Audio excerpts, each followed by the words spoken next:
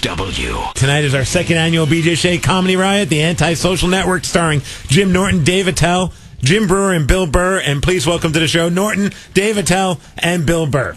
What's up, guys? How are you? Thanks for having us. Hey, guys, thanks for getting up. I know this is completely off schedule, so, and Jim, I don't know what schedule you're on, because East Coast, you do the morning show with O&A. I have no idea what schedule you're on. Thanks for coming in. I never mind waking up. Other comics hate it, but I'm used to it. Yeah. I figured I'd start off with a really funny thing. I thought you were doing that deadpan thing, Jimmy. Over the wall. That was out of the park, buddy. It's Jack Benny's birthday. He's just doing a little tribute here. And tonight, of course, is again, it's the Antisocial Network Tour. It's the Comedy Riot, which thanks for putting your tour onto our thing, because you know me, Jim, I don't like to just bring any comic in who's appearing at somebody's comedy club. I just don't like people to pay money for crappy comedy. Hey, right here. Dave, you've done a lot better lately, really. I'm working at it. I'm rising to the bar. I mean, these are great comics, so I'm trying to be, hold my own with them. We just try to keep the salty language to a minimum. We don't like a show that anybody's going to be offended at. Right. Absolutely. We're bringing our kids tonight. Yeah, very I don't want to oversell this show, but is it really going to be a riot? I mean, is it going to look like Grease right now? I mean, are people going to be... is it going to be a water cannon on the street? It's going to be a couple cars like in Vancouver. That's right. That's Isn't right. that hilarious what it takes to make white people riot? You know what I mean? Everybody else, Middle East, are rioting against dictators. Yes. Police brutality, and then white people, it's just like, we didn't win the shiny thing. How was that offsides? Burn it up. It's so ridiculous. It is so true, but I think that in a way is what's great about how far we've come, that these are our problems. You know what I mean? Rather than waiting will I be able to vote? Will he beat me because I took my mask off and I'm a woman? Right. But in this country, you're right. It's like, even I just in love that Michael Moore hyped Canada up like it was Mayberry. It's nice to see them just go a little nuts every once in a while and just burn it to the ground and be like, there you go, Michael, why don't you run around with your itchy beard in the middle of that, see what happens. Sports talk in the morning. Well, you know what they Can't found be all out? hookers, Dave. All right, I got I'm it. trying to give something for everybody. Let some of the rest of us in here. The daytime Emmys were Well, what they found out, though, about this is it wasn't so much sports fans, but up in the Pacific Northwest, we got an anarchy problem. No, really? We do. I know. I haven't heard anything about it. If I see another chick wearing a flannel shirt with a shorter haircut than me, then I know.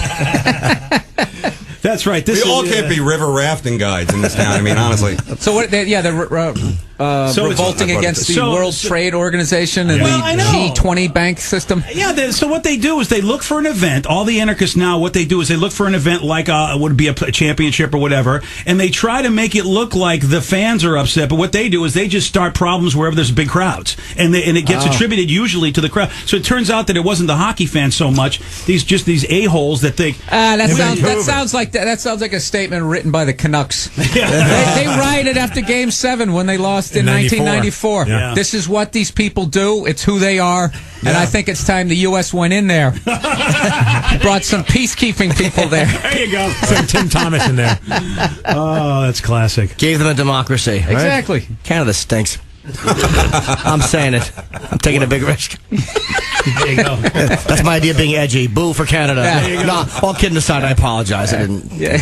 Well, you got to apologize for everything. I mean, there was that guy on this Joe Scarborough Morning Joe show where the guy, he thought that Obama was I'm going to say a D because I don't want to get thrown off the air because he's suspended indefinitely. Yeah. They told him. Do we have the audio of that? I want to play the audio of it because this poor bastard, he gets suspended indefinitely, and yet the two idiots told him to do it, said they had his back, and and now he's done. Wait, did he say it on the air? He did, but they told him they'd delay it. They even said, say it, we've got a delay, don't worry about it. So he tried not to say it. He actually was the only one with a brain in his. Do we have that audio? I'll let you hear it. So wait, he expressed his opinion on how he felt the president was doing? Yeah. And he used the D? Yeah. D? Yeah. Now, I'll let you hear it. Be careful what you say, because we have a woman with a flip cam in here. That's right. That's right. Yeah, whose team is she You never on, know by the when way? Maroon 5 might walk in, and we want to capture the moment. You guys are like for the most technical town in the U.S., you guys are like 10 years behind. Yeah. Watch out for your Atari network. Go down here.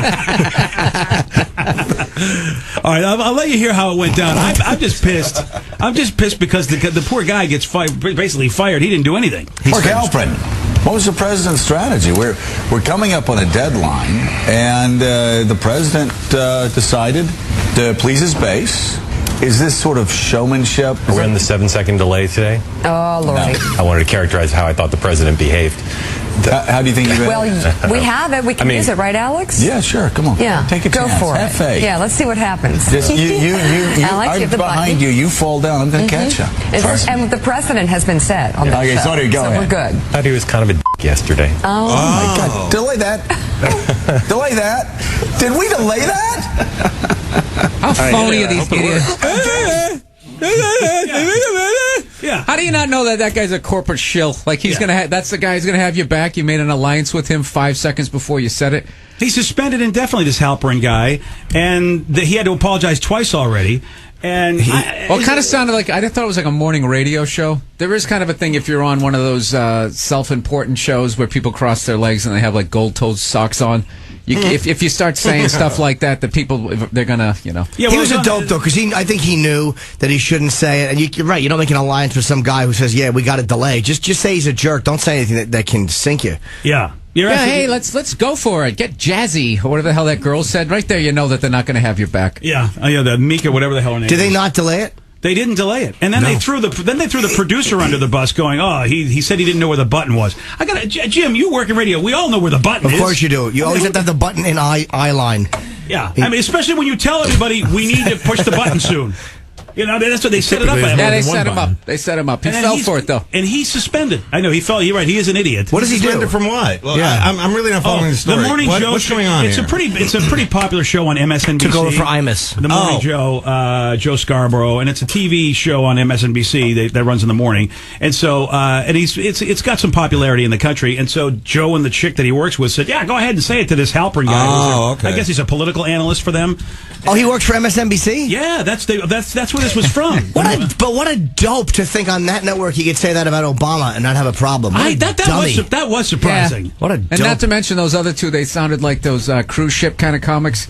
Not to blow up my spot, but I did a cruise one time, and I remember there was this guy Smiley kind of guy was telling me, yeah, you can go edgy. You can go edgy on the late night show, which is what I did, and next thing you know, that was the end of my cruise ship career, which is actually not a bad thing. I think you have to pick your battles. If you're going to do something like that, do it on a gig you don't care about. But a late night show on a cruise ship is like, what, 4 o'clock? Like right after the buffet? We don't want you to interrupt with the, the tide, okay? So. And the idea of edgy on a ship is a little different. Like, you can make fun of the plates on the Late Show.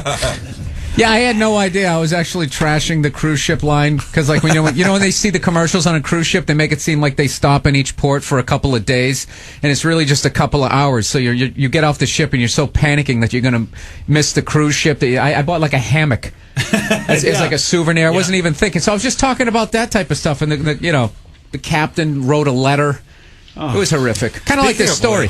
That's not a bad story. The great thing about Seattle, which I played many times, excellent crowds, and the fun thing here is that you're so close to reasonably priced whale watching tours, which is great. That's a good thing. And there's a cruise from Seattle to Alaska, which is great. In fact, I think you and I were gonna get married on that cruise. We were, yes. Right, Jim? Yes, they said we were against the law and against That is God. the most cold, bleak cruise ever. That's the cruise where at the end when you go, by the way, it's going to get where I have to tell you, you're adopted. Bring a child with you. Wait, Dave, these whales out here, you're an unloved, weird oddity. You know how mad people get when you're on a whale watching tour and you start throwing soda cans at the whales? When you're reading Moby Dick and cursing them, saying the D word without the top button. Look at me using all the radio terms. You're such a nerd. I would go on a whale watch. If you want to go on a whale watch, come to my room after the show and watch when I pick up. Fat chick. Here we go. Hold on. There you go. We got to give you that. That was awesome. He explained it. A fat chick. Just in case you didn't get it. Just in case people thought I was going to bring a real sea mammal. It's to my early. room. It's It's not a flannel, it's a comforter. A couple of sleeves sewed into it. All right, I got to tell you, of course. Fatties, half price tonight at the Paramount. Paramount Theater tonight. We've got Jim Norton. We have got Dave Attell, Jim Brewer, and Bill Burr tonight, all on one stage for one price. There are some tickets still available, but you got to get them quick. Tickets.com, or you can, if you're lucky and you decide at the last minute, like, oh well, for whatever reason your schedule's so slammed, you can try to see if they got tickets at the door. They say they're going to offer them, but that's until they go. So check it out either way. Tickets.com or the Paramount Theater box office, and that is tonight. It's a hell of a show. These are, I'm telling you, I don't think you can see a better show in Seattle when you got four guys that could be doing their own shows, headlining all on one stage. That's a hell of a deal. Yeah, but we want to sell out. So this time, we buddied up together. We basically circled the wagons. And why isn't Brewer here? That's a great question. We do three men on the radio, and then we have him hitting a lot of the local youth hostels, the bus station, to get the runaway crowd in. You know what I'm saying? A couple of kids are angry at their parents. Come on over here. Hey. That's a great tour. We're actually acknowledging the recession. We're giving you 4 comics for the price of 1. There you go, It's a Dave. good You like idea. that? I You like that? There we Being go. the only Hebrew on the tour, I love it. That's right. 4 mediocre comics equals 1 mediocre price. Yeah. 1 mediocre product. It's all about value. It's the value meal of comedy. That's what it's about. Yeah, it's been good, though. I mean, the tour so far has been great, so let's just hope that we don't suck tonight. Well, I've said it before. I mean, there are guys that go out there and they do the same act over and over again. Hey, I'm right here. Sorry.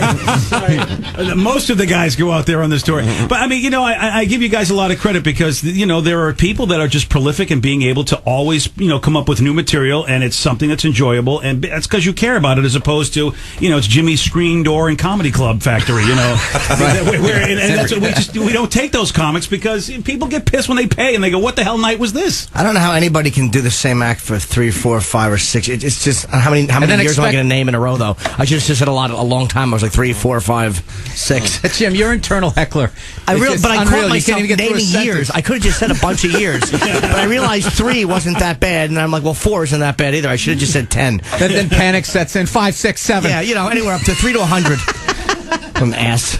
No, I don't understand, honestly, how people expect the crowds are going to keep coming out if they saw you do it on TV and then they come out and see you live and you do it again. It's like, do you really think that they're going to come back? It's like, I saw you on TV. I see what you do. Is it like is there any part of it that can be like a band where you kind of want to hear the greatest hits every once in a while and not just a new album? Or is it different in comedy as opposed to like music? I think it's at the risk of boring everybody, because jokes are kind of contingent on catching you off guard, whereas songs, you don't need to catch somebody off guard. So right. How many times do you get caught off guard? It's like a political show. You can make the same political point 3 times in a row, and it's fine, but you can't, like, if we all did the same joke, it would suck after the second. Yeah, if they're already standing at the finish line of where the joke's going to be, and then you come running across, all sweaty. It doesn't work. But so nobody gets pissed. Like, for instance, if like a big band doesn't perform their big hit because they've gone, you know what, we're artists now. We don't do that song anymore. Yeah. Anybody get pissed if you don't do it? But I remember people used to get mad at Kinnison because you know what, he wouldn't be. The one about the sand. You live in a desert. People would get pissed because he wouldn't always do that particular bit when he would do the big concert shows. Yeah, sometimes people want to hear stuff that you've done before, and you bring it out once in a while, but you just don't like to rely on it. It's nice to do it if you want to do it, not because you have nothing new to say. Like, people demand my Amy Fisher bit, and I'll do it sometimes. Thank God they're gonna laugh. Well, she's back in the news now. She's on Celebrity Rehab. Oh, is she really? Yeah, she really is. And I love her. What a dirty girl. It's a real clash of the Titans this time. Did you see? Oh, yeah. It's a Bei Ling also. Yeah, right? Gotta love her. She's in there.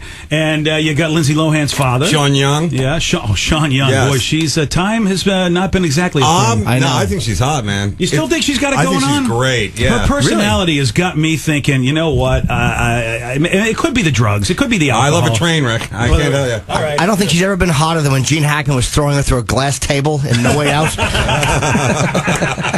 Her sexiest moment. The BJ Shea Morning Experience on 99.9 KISW.